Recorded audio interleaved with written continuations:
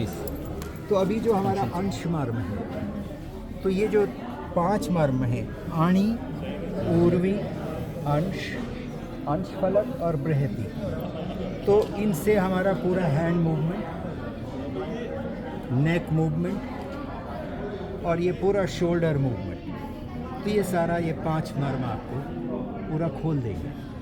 अगर आपके हाथ में कोई भी इशू है, नहीं उठ रहा है, पीछे को नहीं जाता है, तो अगर आप ये 5 मर्म करते हैं तो आपको उसी समय पूरा रिलीफ मिल जाएगा। ये हाथ वाले करने से नहीं, 5 हो, हाथ के पूरे कर।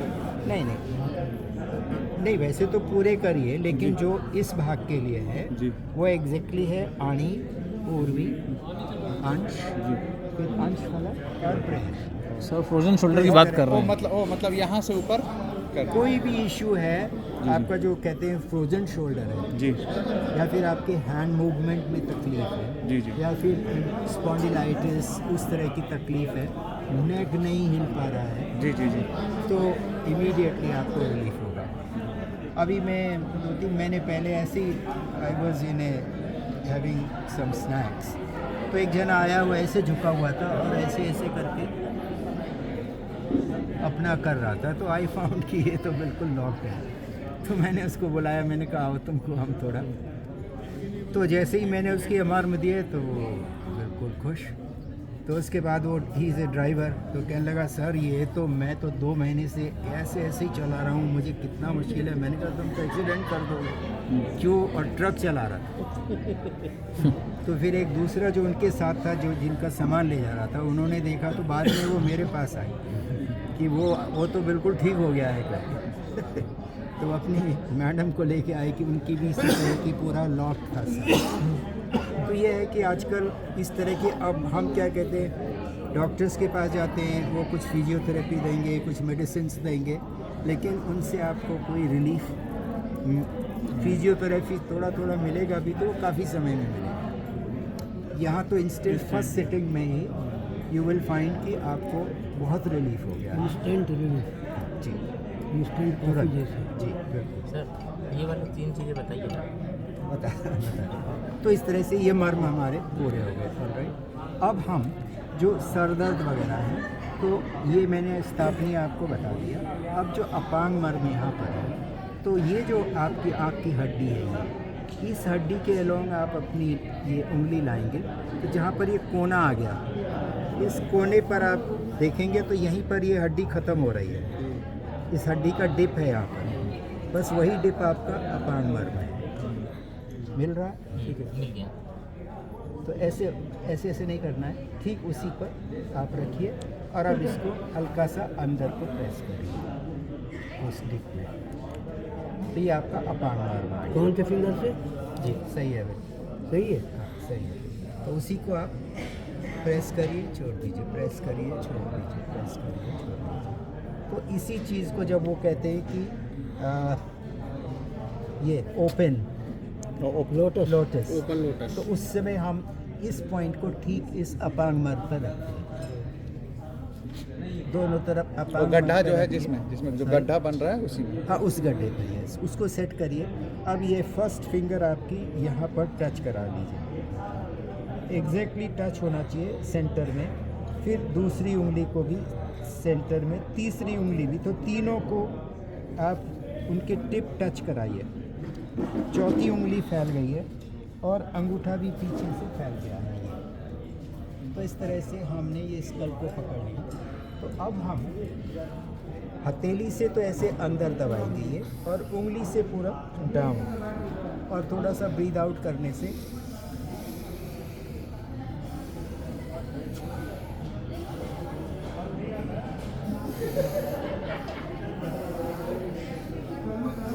तो ये सारे मर्म आते हैं एक साथ। तो इससे पूरा सेरिब्रल एक्टिविटी जो है वो ट्यूनिंग अप उनकी होती है। तो जो भी थोड़ा बहुत सर जो पेशेंट ब्रीथ के साथ कंट्रोल ना कर पाए, जब क्यूरेटिव करेंगे तब? नहीं, वो अपने आप ही होने लगेगा, क्योंकि दबाने में थोड़ा सा जोर लगता है, तो सांस ऐसे छूट बाहर ही आएगी, और फिर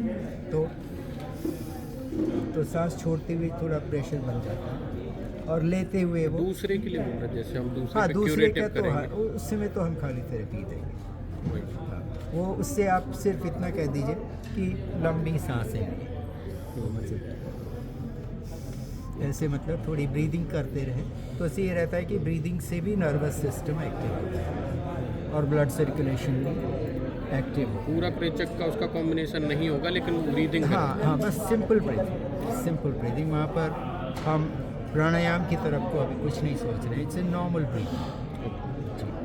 तो इससे जो है जैसे सेरिब्रल पाल्सी वाले बच्चे खास करके छोटे बच्चे हैं, साल भर का है 2 साल का है, अभी कुछ पता नहीं है, लेकिन उसकी नॉर्मल एक्टिविटी नहीं दिख रही है। जैसे 1 साल का बच्चा है तो बैठ जाता है, खड़े होने का प्रयास करता है, बोलता है जैसा भी, लेकिन अगर बच्चा बोल ही नहीं रहा है, यहाँ तक कि पापा मम्मी भी नहीं कह पा रहा है और खड़ा नहीं हो पा रहा है, बैठने में भी गिर जाता है, तो इसका मतलब सेरिब्रल स्लो है। तो उसमें ये मर्म बहुत अच्छे काम करते हैं, हाथ के मर्म और फिर ये सब। तो पहले से हमारे यहाँ हम लोगों का क्या था कि जब इतने हॉस्पिटल्स वगैरह नहीं थे तो बच्चा पैदा होता तो उसको शुरू से ही बड़ी अच्छी मालिश दी जाती थी डेली। तेल मालिश रोज हाँ, दादी नानी डेली पड़ता था। तो और ख़ास करके हमारे घरों में तो होता था कि रात को अच्छी मालिश और थोड़ा आग जली रहती थी तो ऐसे सेक दे के। एक चीज़ और, गोलों को उल्टा भी लटका देते थे सर। हाँ जी बिल्कुल। तो उससे क्या है कि आजकल पूरा ये बॉडी बात- भी खुलती थी, जी जी। क्योंकि जितना उसका वेट है उसके हिसाब से वो सब था। तो उससे क्या था कि पूरा ब्रेन का विकास हो रहा है, मस्कुलर ये पूरे बन रहे हैं। तो आज के दिन में अब वो सब मतलब डॉक्टर्स मना कर देते हैं एलोपैथिक डॉक्टर मना करते कि हैं, आपने मसाज भी नहीं देना है, ये भी नहीं तेल करना नहीं लगाना है, कान में तेल नहीं डालना है, नाक में तेल नहीं जी। डालना है, ये सब हो तो गया। इसलिए इसी कारण से इतनी उलझनें हो रही हैं। वरना ये सेरेब्रल पाल्सी वगैरह हमने मतलब अभी पिछले 20 साल से सुन रहे हैं, जी, उससे जी। पहले ऐसा कुछ सुना ही नहीं था। हाँ इक्का दुक्का केस होते थे, लेकिन तो उसमें ये सब मर्म बहुत अच्छे हैं। टांगों के मर्म कर दीजिए, बच्चों के भी कर सकते हैं लेकिन बहुत हल्का हल्का, जैसे डॉक्टर साहब ने कहा था कि केवल मसाज कर दीजिए, और अगर आपको थोड़ा जो अच्छे हैं तो हल्का हल्का सा। तो एकदम से हमारे पास कई सेरेब्रल पाल्सी वाले बच्चे आते हैं। एक बार दिल्ली से एक सज्जन लाए थे, तो जब उनको 1 हफ्ते में पूरा रिलीफ हो गया तो वो बोले सर हम 1 साल से दिल्ली में हॉस्पिटल जा रहे हैं और कोई ख़ास रिलीफ नहीं था। फिजियोथेरेपी के लिए।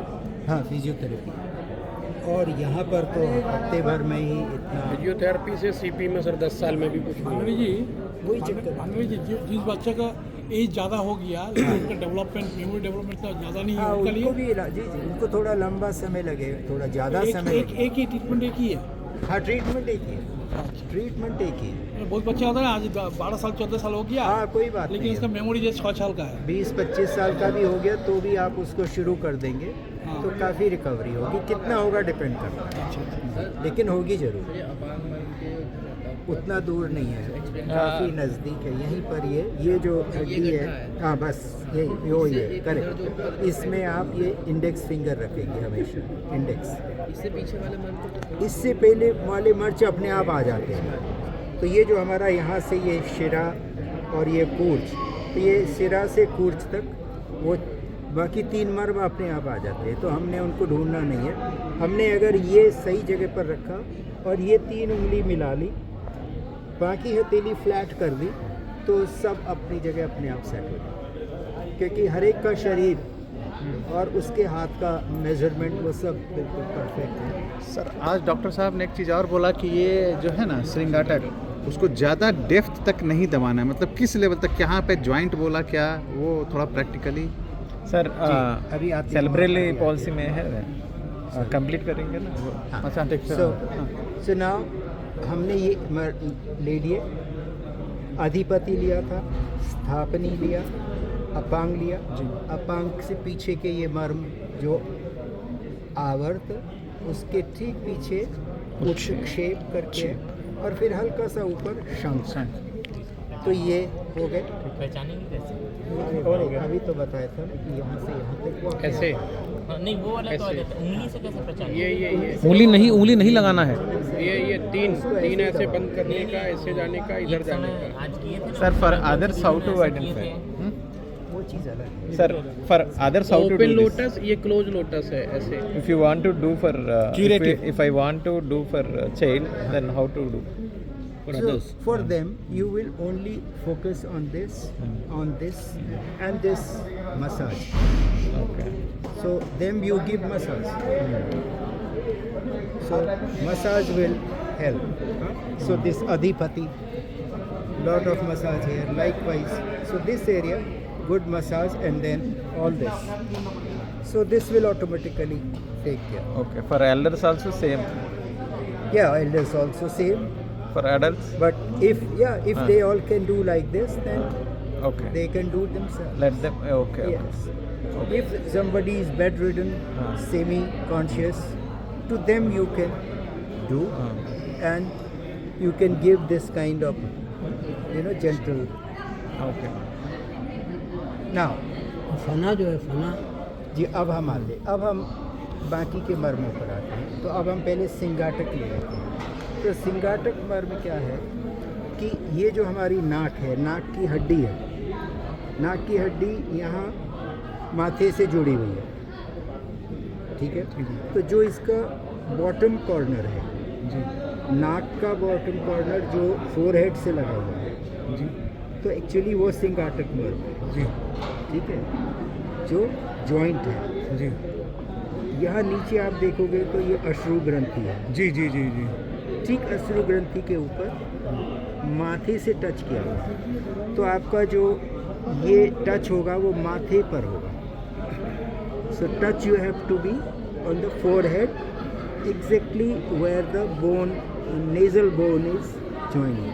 वो मतलब इस पोजीशन पे जो टच हो रहा है, आप जो है इसको यहाँ पर ऐसे माथे की तरफ को हल्का हल्का प्रेस करो। तो आपने नोज को ऐसे ये नहीं दबाना है, नोज को नहीं दबाना है, आपने फोरहेड की तरफ को ऐसे, हम ब्रेन को एड्रेस कर रहे हैं, जी जी जी, ठीक है। सो दिस सिंगाटक मर्म से जो 4 नाड़ियाँ जा रही हैं, नाक की नाड़ी, आँख की नाड़ी, कान की नाड़ी, जीभ की नाड़ी, they are coming to Singatak and then joining the Adya Chakra. मतलब सर पकड़ना तो यहाँ है लेकिन टच ऊपर होना हाँ, चाहिए। टच जो सर है ऊपर होना चाहिए। उस कंडीशन में फिंगर को रखना है उससे। हाँ, पुश, ये इसमें पहले ये मैं दर्द कर रहा था, पहले मैं ऐसे, अभी आपने बताया तो सही जा रहा है, जी। ऊपर जा रहा ये है। दबना नहीं चाहिए ना सर, नहीं तो ये ग्रंथि खराब हो जाएगी। उसको हम नहीं, अश्रु ग्रंथि पे तो वो बिल्कुल हम प्रेशर नहीं टच ही डाल, नहीं कर रहे, टच ही नहीं कर रहे हैं। उसके ऊपर आके हम ऐसे हल्का सा अच्छा। We are pushing the forehead, ऊपर की तरफ। हाँ, ऊपर diagonally you are pushing towards this line. Okay आप लाइन सही जा रहा है, अब सही हो गया। तो आपको बिल्कुल मतलब जी, सर जी। मतलब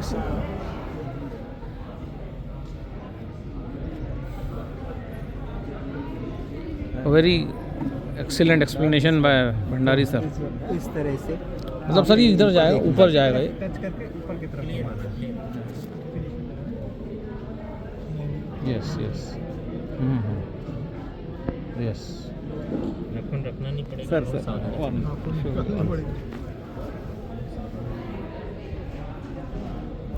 से। तो अभी फणामर्म पर आते हैं। तो फणामर्म बहुत आसान है कि ये जो हमारा जहाँ पर नाक की कोना है गड्ढा, और यहीं पर नीचे हड्डी पर जहाँ दांत लगे हैं, तो उस जगह पर हमने दांत की हड्डी को प्रेस करना है। दांत की हड्डी देखो, मतलब कॉन्सेप्ट है।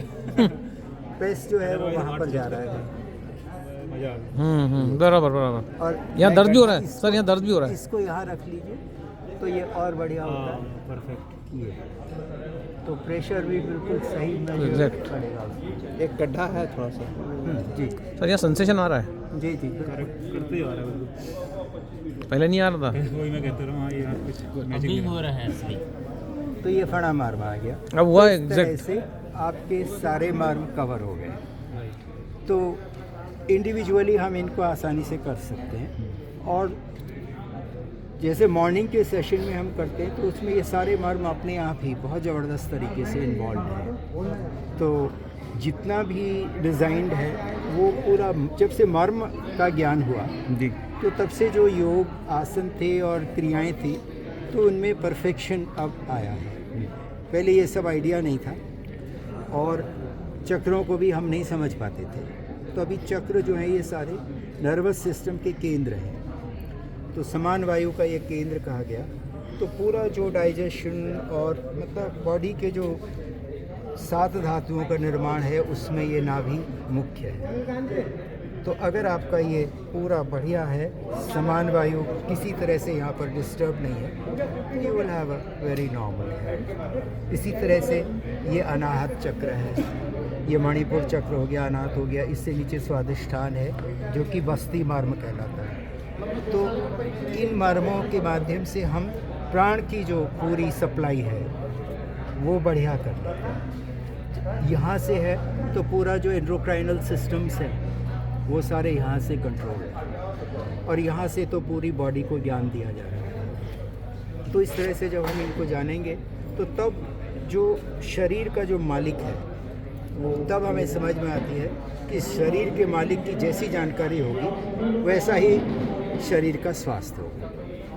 तो इसलिए बहुत ज़रूरी है कि हर चीज़ का आप बारीकी समझ लीजिए कि ये क्या है, क्यों है, कैसे करना है और परिणाम रिज़ल्ट क्या आना चाहिए। और वैसा ही अगर आपको मिलने लगे तो आप देखेंगे कि फिर हमें स्वास्थ्य के लिए कोई चिंता नहीं है। मतलब वो चाहे शारीरिक स्वास्थ्य है, चाहे मेंटल हेल्थ है, या फिर एक लाइफ में बैलेंस है। तो आजकल लोगों के पास फिज़िकल हेल्थ है लेकिन लाइफ में बैलेंस नहीं है, तो सारे अपने आप सेट होने लगते हैं। यस तो thank you thank you sir. Sir एक चीज़